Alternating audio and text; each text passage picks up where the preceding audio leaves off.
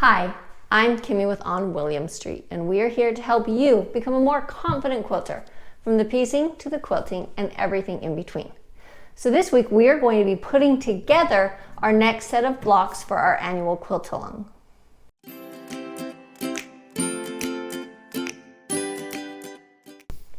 So remember, all the information that we're going to talk about today can also be found in a blog post. So you can find the link below the video, and that's going to have everything written out. So the measurements are going to be written there. The blocks we're working on are going to be there. Quilting plans, all the information that you need as we go throughout the quilt along can be found in those blog posts. So don't forget to find that link and head over there and check that out. And while you're on our blog, don't forget to check out our shop and find your next modern quilting project. All right, so now we're going to go over what we need to put them together. I'm not going to walk you through all the steps to put the 3 blocks together with the sashing in between them, because it's the exact same way as we did it last time. So I'm going to link that video below in case you need a refresher. I'll just walk you through the steps really quickly, but we're not going to do an in-depth tutorial on that. So what we need for that is you're going to need 2 strips that are 2.5 inches wide by 15.5 inches long, and then we're just going to iron under 1/4 inch on one side. And then we're also going to be joining the 2 rows together, so that we'll walk through a little bit more. But for that, we're going to need 1 long strip. So you're going to cut 2.5 inch strips and sew them together, and so that you have 1 long strip that is 49.5 inches long. Then we do need to trim up our blocks, and because this is the middle row, they're going to be slightly different than our top row. So on our block number 3, one side, and this is going to be the left side of the quilt, is going to be 1 3/4 inches, and the remaining sides will be 1 inch. On the middle block, block 4, all of them are going to be 1 inch because there aren't any edge pieces there. And then on the block 6, the right side is going to be 1 3/4 inches. And then the other 3 sides are going to be 1 inch. All right, so now we're going to walk through how we're going to put these together really quick. And then I'm going to go ahead and do it. So first thing we're going to do is we're going to line them up, blocks 1 and 2. Move the interfacing out of the way and sew just the back seams together with 1/4 inch.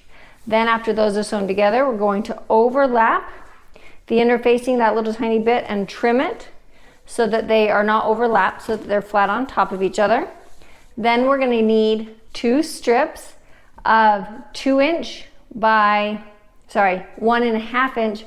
15.5 inches of that interfacing that we're going to iron on top of that. After those are sewn together and attached together with the interfacing, we're going to take the sashing and we're going to sew it on top of this strip here, do 1/4 inch, fold it over, and just top stitch 1/4 inch.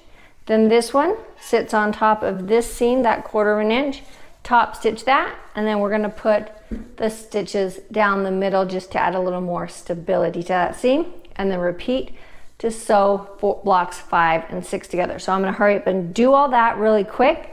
Like I said, if you need a refresher on how to do that in depth, I'll link the video below so you can go and watch that. And then we'll come back and I will walk you through how to join these 2 strips together.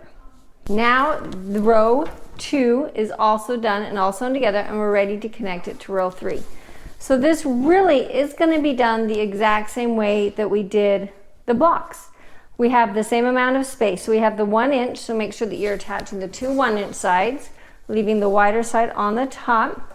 And we're just going to go down, and the first thing we're going to do is to sew just the purple backs together. So move the interfacing out of the way, the batting out of the way, and sew your 1/4 inch seam. And ideally, they should line up fairly well where those blocks connect. Hopefully everything lined up for you when you were putting those blocks together. So we're going to sew the whole length. Then we're going to go ahead and lay them back out. Then we're going to go ahead and lay the interfacing back down and trim any overlap so that we don't have a double layer there. And then use those interfacing strips. Remember, they're 1.5 inches. Most interfacing comes in 20-inch strips, so you're going to need a few of them. And just go ahead and sew those all the way and use those and just place them all the way along and just give those a good press so they're in place, and then just trim the extra off that you don't need. And then we're going to come in with our sashing strip for the row, and this is the one that is 49.5 inches with the 1/4 inch sewn over. So then we're going to go ahead and place it along one side and sew the 1/4 inch and then fold it over. As you can see, a little bit of my sashing overlapped here, stretched. My blocks were a little bit small after we quilted them. If you have that same thing, it's fine. Just make sure that you can just leave that. Just make sure that you're lining it up with the blocks and not along that sashing. Then we'll fold it over and press it and then stitch, top stitch on that side. And then we will fold it over and top stitch on this side, making sure that we're catching those next blocks. And then sew our 2 strips down the center. So it's really the exact same process that we did with our blocks. It's just going to be a little bit longer, so it's going to take a little bit longer. And when you're maneuvering it through the machine, I really like to just take whatever side's going under the throat and just rolling it up in a tight little ball like this. That's going to allow you access to what you need over here, and this will fit through the machine really nice and easily. And then I'm not going to try to flip it around and sew back and forth in opposite directions. I'm just going to sew to the end, go back to the other side, start over, and then just sew them all going in the same direction, so that I can just leave this nice rolled up long pipe as I go ahead and put these 2 rows together. So again, real quick, put the 2 backings together and sew them with a 1/4 inch seam. Press those open, overlap the batting, and then trim the overlap. Remember, we just take and trim down the center of the overlap or trim off the extra on one side.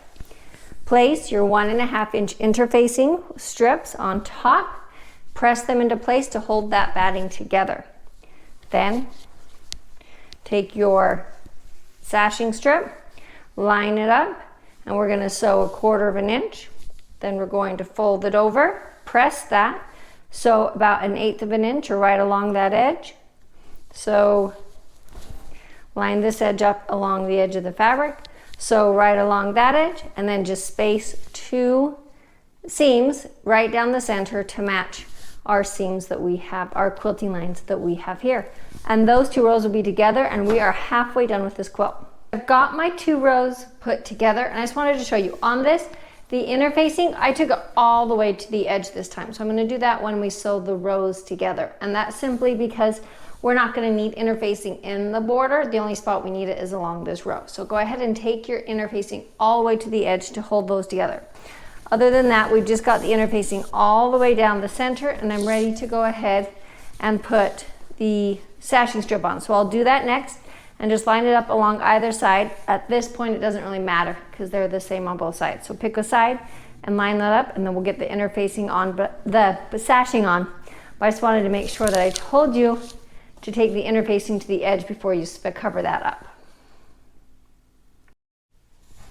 So now we have our first 6 blocks all sewn together, and I hope that as you're going through this, you're feeling a little more confident, improving your skills a little bit and getting a little bit more comfortable doing that free motion quilting. Quilt as you go blocks are a lot of fun because you can really experiment on a smaller section, but I definitely encourage you to also, as you get more comfortable and more used to this, try doing it a little bit bigger and a little bit bigger, maybe starting with some baby quilts or table runners and getting used to moving a bigger sheet, a bigger quilt space around the machine as well, so that you're not always constrained to just doing little blocks. And you really will, the more you do it, the better you'll get and the easier it will become. So if you have any questions, don't hesitate to reach out. Don't forget, you can find all the information in the blog post that's linked below. I've also got the link to the blog post about putting the blocks together, the first one that we did, in case you need a refresher there, and then all the information for the sizes and things that you'll need to cut to put that last sashing piece in to put the 2 rows together. So don't forget to head over there. While you're there, check out our shop and find your next modern quilting project, and we'll see you next time.